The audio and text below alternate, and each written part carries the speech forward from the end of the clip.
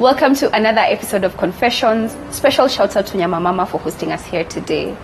If you did not watch the last episode of Confessions, we were talking about gender-based violence. Today we continue with the same conversation with a guest who has overcome gender-based violence and is using her story to change the lives of young people, young children who have gone through families that have exposed them to gender-based violence. Karibu to Confessions. Thank you so much for having me. Yeah. Can you kindly tell us about yourself, your name, who you are?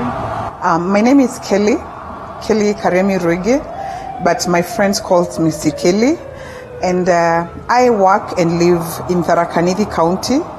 And I'm a survivor of gender-based violence. And I use my story to reach out to families going through GBV and to also try to help children who are going through gender-based violence, like especially on the sexual side, like they have been abused sexually or they're going through any kind of physical abuse, by making sure they get back their dignity and they're protected. Right. So what is your story of gender-based violence? Excuse me.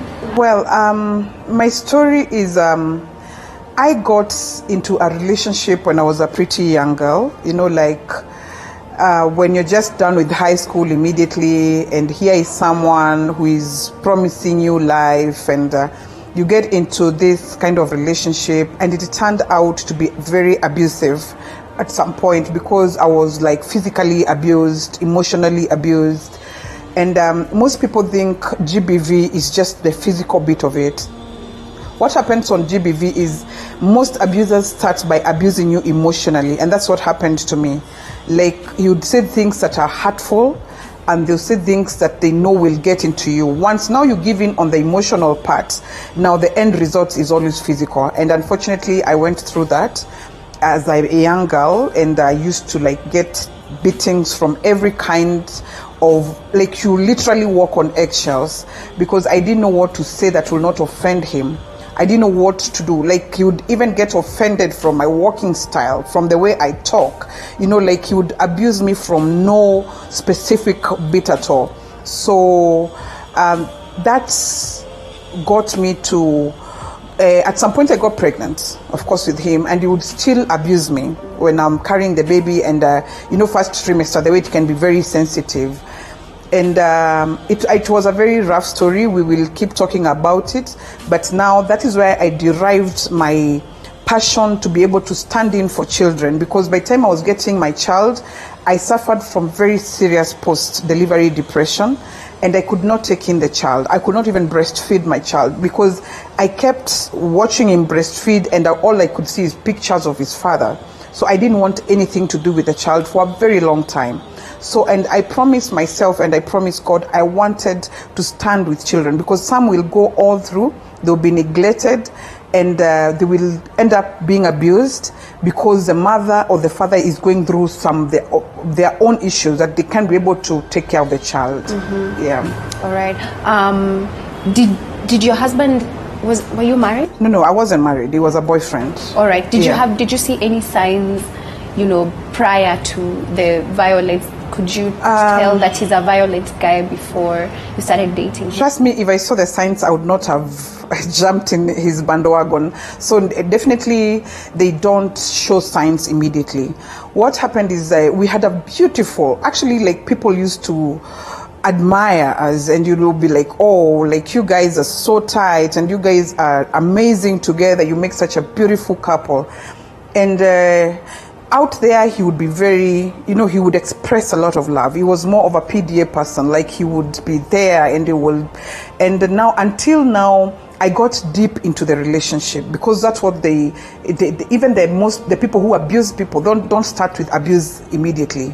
It starts with them showing you a lot of love and trying to learn you and trying to learn your weaknesses and trying to see what, trying to get a loop to get through to you. So it was not badly, it was very beautiful starting off, but now in the middle, it's when it became extremely explosive. And unfortunately, what happened is, and what happens in most abusers now, because I've been doing a lot of my research on it, it was just not on me. What they do is they alienate you. They put you in a corner by yourself. Like, they push family away from you. That happened to me, because I remember at one point I didn't talk to my parents for like a year or so, because they make you feel, these people, like your friends, they make you feel like your friend is not a genuine friend, and they'll try to pick lines that they will show that, you know, he's not a genuine friend. So you're left with just him, so that when they abuse you, you don't have anyone to run to.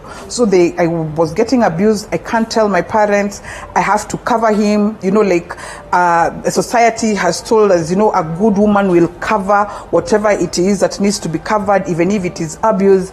And that's why you'll see someone has a black eye, but will say, you know what, I fell from the stairs, because they don't want to expose this person. And I went through that. I protected him from people that knew him, from his own family. Like, he would beat me and I'll say, you know what, I fell. I would have scratches and I say, oh, I got people fighting and I was trying to, you know, I was always covering him. So it wasn't bad when it was starting, but in between you see the signs, because when someone beats you or when someone abuses you and you cover it up, that person, you're giving them leeway to win. So with that, now it explodes to now the physical bit of it. It's like you're giving them they're comfortable to do it. Yeah, they're comfortable because they know they're covered. Yeah. They know they're covered. Yeah. So at what point did you say enough is enough? When I got pregnant, I remember we were supposed to go to my home for introductions. Now I'm pregnant. There's nothing much you can do.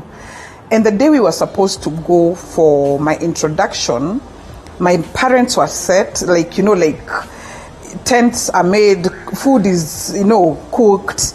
And that same day, he didn't come to our house, because at some point now we moved in together. He didn't come, and I waited for him, because I knew he's coming, then we can go home together. And I waited for him. He didn't show up until around 10, 11, and his phone was off. Now we're supposed to travel and phone is off. Now I had to go looking for him. I went to one of his friend's house, because they were very tight, to try and understand. Now, you know, your mind is running all sort of things. Was he arrested? Was he, you know, because he went out late. Was he arrested? Is something happened to him? So I was going to my friend's place to actually inquire on whether he saw him. So on knocking at my friend's door, I could tell there was someone inside. You know the way you can tell there's someone inside?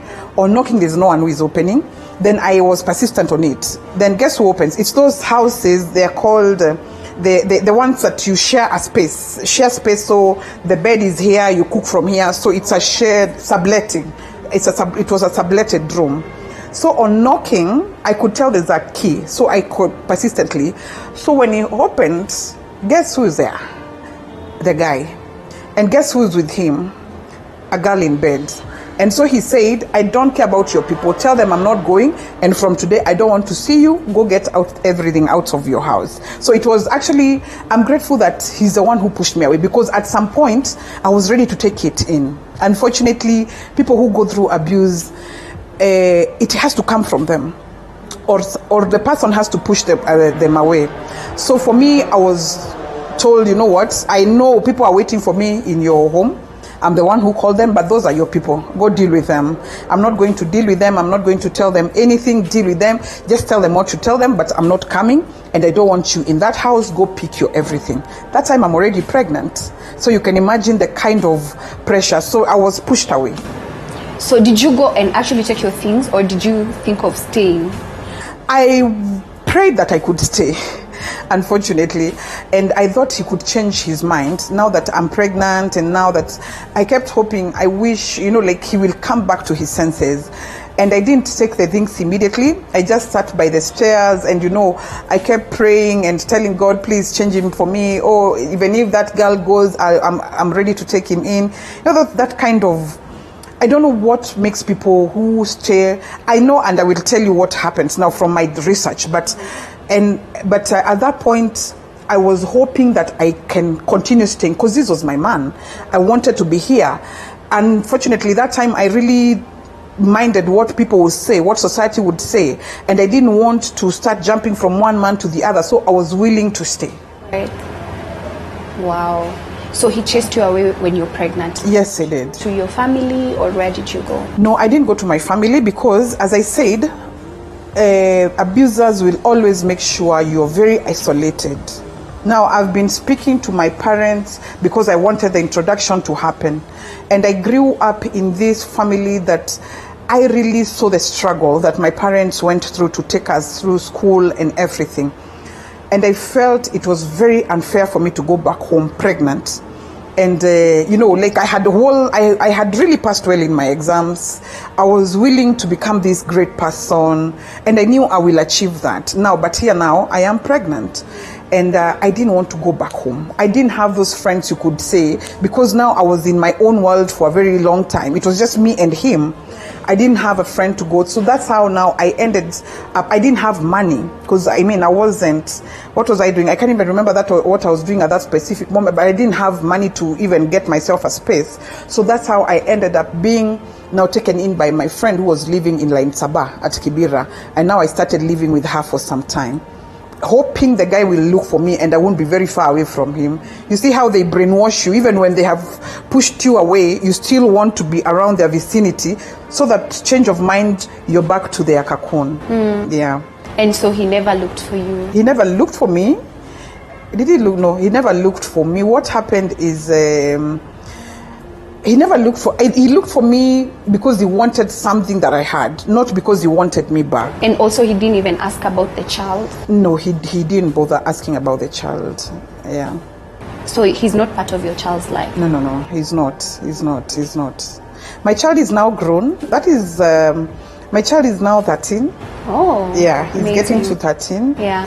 And at some point he looked for him, wanted back, and unfortunately, at that point now, I had started building my muscle and I had started knowing who I was. And unfortunately, I'm very, very protective on my children. Biologically, I have one, but I've fostered many more others.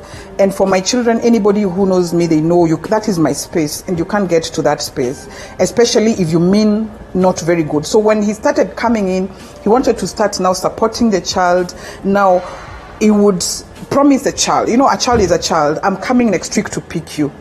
The next week he doesn't come, and now this child started getting stressed. And when I realized, I just couldn't deal with it. So when you went to stay with your friend at Lainisaba, Kibera, you had time to be by yourself and to process everything that had happened. What went through your mind at that time? At that point, I knew I wanted to come out of it. I won't lie, at some point, even at those time, I still thought I really needed this. Because I don't know how to explain it to you, but people who abuse others make these people believe their life is pegged on them. And you will believe, because one, I was a young girl. I was not even exposed to the world. Two, this is a person who you've known to love you, because they confuse you. At night, he will beat you up. Then the following day, he's the same guy who is taking you out to get you a dress, who is bringing you flowers. Like, he knew the buttons to touch. So in the psychological bit, they call it gaslighting, where they make you believe you're the issue. Because I believed at some point I was the problem. Like, he would do things that made me believe, anyway, it's me who has an issue here. And that's what they will do. And I will give you an example. Like, you come and place your key here. You go to the bedroom. You want to get your key back. The abuser will take the key and hide it. Yeah. And you search for it, only for him to bring it back here. Then you get it here, and then he'll say, I told you you're mad. I told you you're crazy. Now see, that key has been here all the time. So even in your head, you start believing that you have an issue. You start believing that you have a problem. You start believing, or it's me. That's why people keep apologizing for things they have not done. Because an abuser will make you believe you are the problem. They will tell you, see me, I don't have a problem. I'm even willing to take you to a counselor.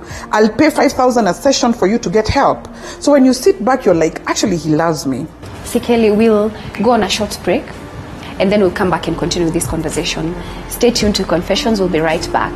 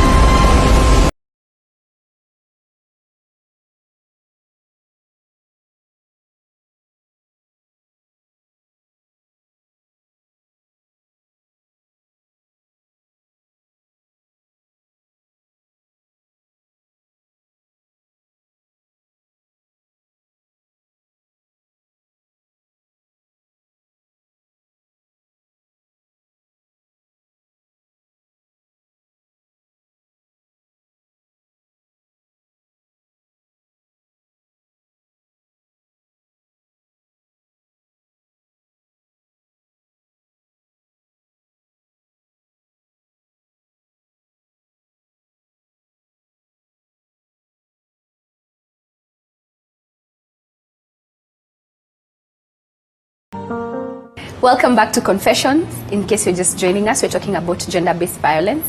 And we have our guest here today. Her name is Sikeli.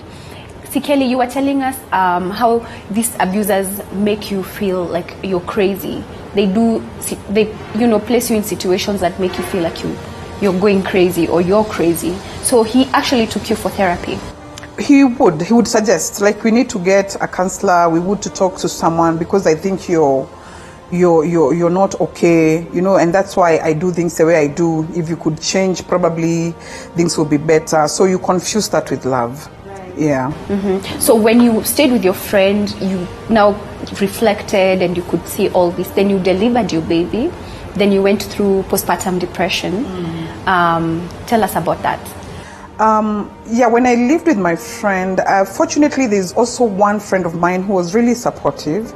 He was a guy, but he could, support, he could give me some money, he could help me here and there, and I would go to toy market, get some clothes for the baby. So by the time the baby was coming, I had the basics for the baby. But now for me, it was like I was still hoping this guy would be here, would be holding my hand. I'll be in the maternity room and guys are bringing in, like flowers for their wives. And actually there's nobody who came to visit me in hospital because now I didn't have friends. Yeah, at that point they were all gone and it was my fault because I'm the one who pushed them away. So, and I could imagine, so when I delivered my baby, still no one is here, still no one is checking up on me. I just didn't want the baby at all. So when I was being handed over the baby, I didn't have that connection where you see the baby and tears of joy. For me it was a frown, like those of really, like you expect me to be your mom, are you serious? So, and we went on like that and I developed extremely bad post-delivery depression, and it is very bad. I wish people would talk about this more because this is how new mothers even kill their children, because they don't want anything to do with these babies. They don't want any association. They remind them of pain, unfortunately. And when I couldn't even breastfeed him because I was feeling like he was getting energy out of me. And most of the time, my baby used to cry himself to bed. Like I wouldn't feel that connection. Until now, the baby, at some point now I had to go home to my parents. And as much as, they were not very happy about the entire thing, I'm their child. They had to take me in. Before we went on set, I remember you were telling me how you had two boys say, Mindo nilisikia uchungu sana. Yeah, so the boy I'm fostering now, my youngest now, what happened is a guy was, I went to their school for the normal talks, I call them the enlightened talks.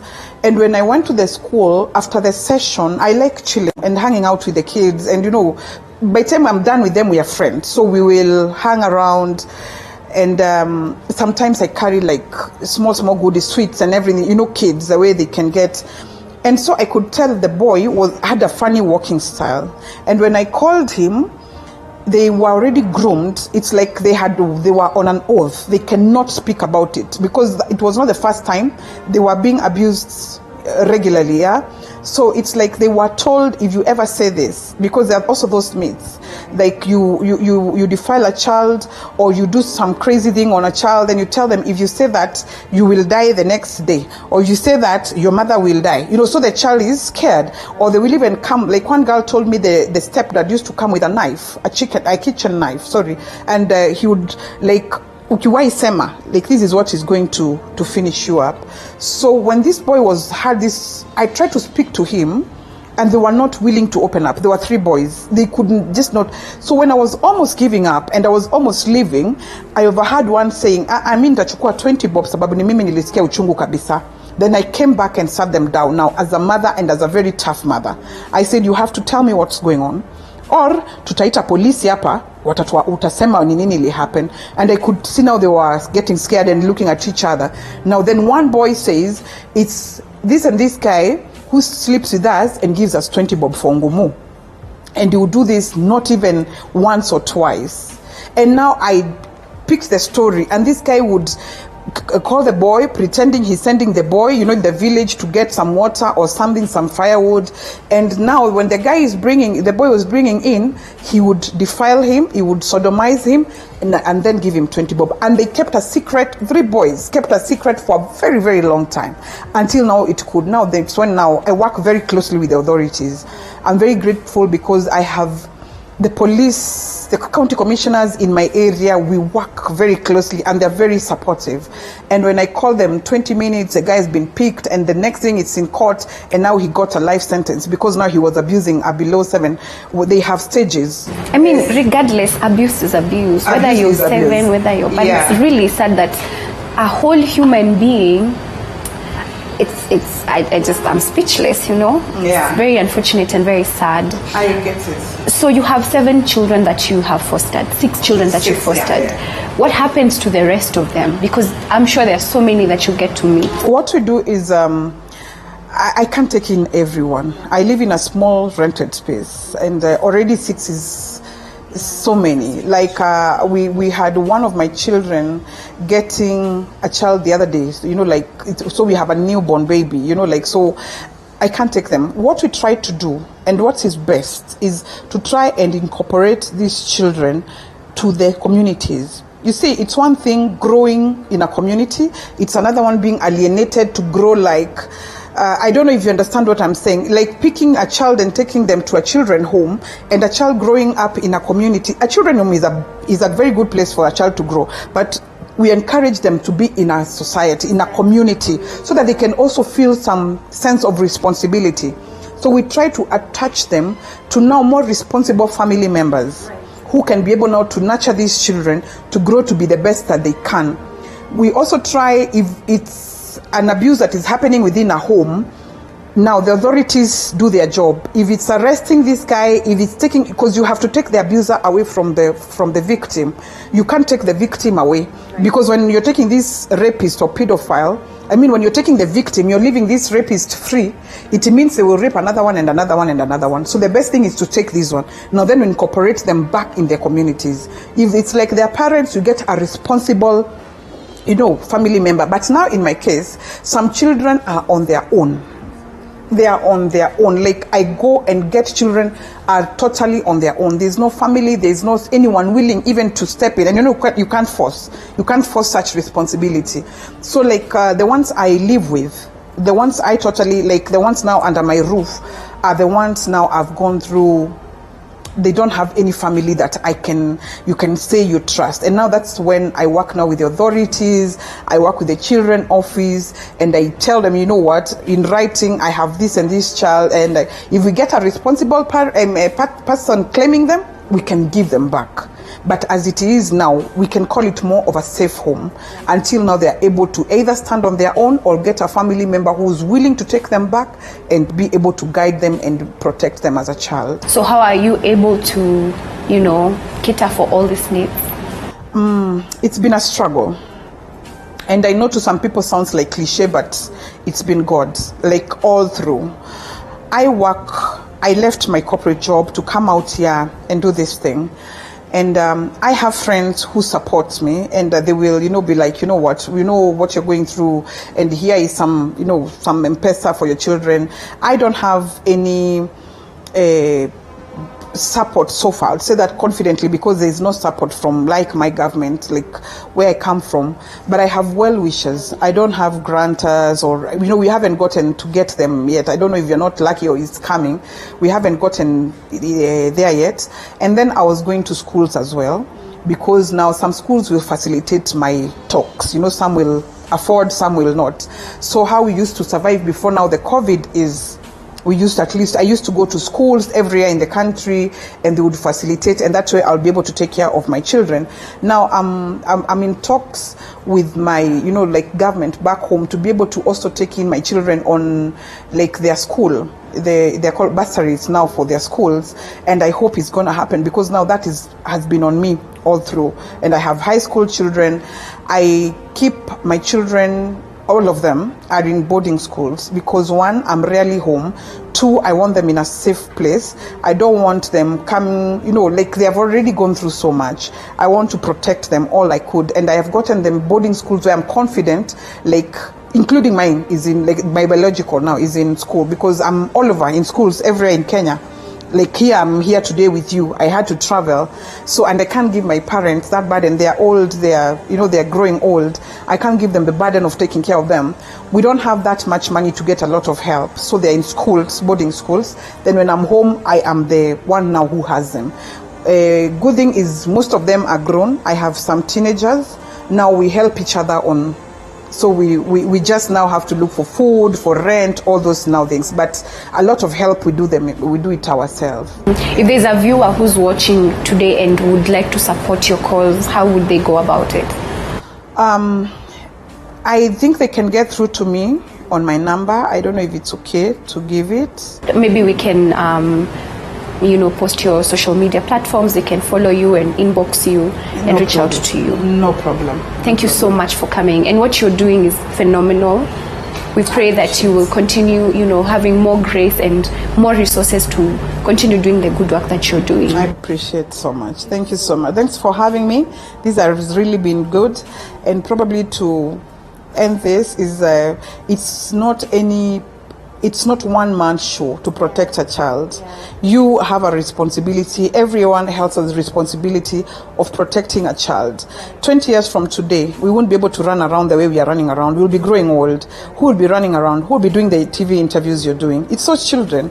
We will need to protect them. Who will be protecting other children? I'll probably be home eating cassavas and whatever is growing old. Who will be running around? We won't have this energy. So let's protect the children so that our tomorrow can be brighter. If we leave them, we won't even get to 50 because we will be having armed robbers and everybody trying to aim on us. So it's all our collective responsibility to take care of children. Thank you so much for staying tuned to Confessions. We have come to the end of the show. Let's continue having these conversations around gender-based violence. And if you see someone who's going through something like this, please don't be quiet. Please don't turn your back and say, it's not me, so I have nothing to do with it. So to further this conversation, we can talk on our social media platforms. Follow us and let's keep the conversations going.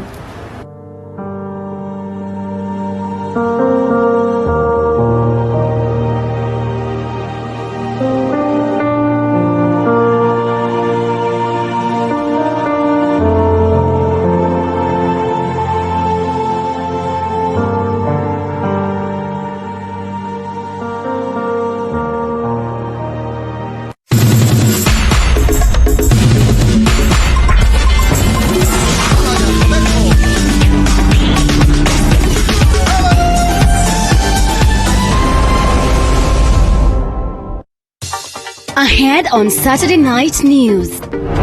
No party in Jubilee. Exchange of words between CS